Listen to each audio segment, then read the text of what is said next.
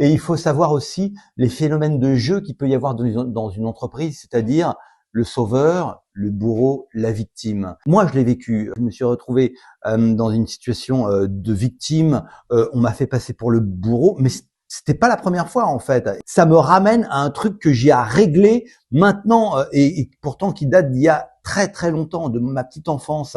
Donc c'est intéressant de se positionner, de se dire mais là-dedans quel rôle je joue? Je suis encore victime.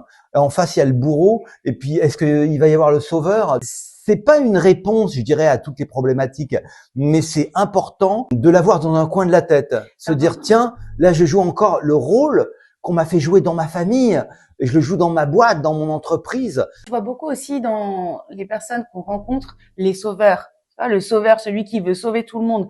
T'es sauveur, tu veux faire du bien, puis en plus derrière c'est toi qui te prends la tarte. Ça arrive aussi très fréquemment. Juste, tu observes. Est-ce que ça va changer le fait que tu sois sauveur? Si c'est fondamentalement dans ta nature, ça fait partie de toi et c'est aussi une qualité. Simplement, observe les jeux et décide les combats, si je puis dire, les histoires auxquelles tu as envie de contribuer parce que c'est une juste cause, parce que ça correspond à tes valeurs, à tes croyances. Maintenant, si tu es le sauveur de tout ou si tu es la victime de tout, là, tu prends de la hauteur et tu dis, OK, par rapport à quoi est-ce que je vais me positionner? Oui, il est possible que tu te retrouves dans cette situation parce que tu as pour l'instant refusé le combat.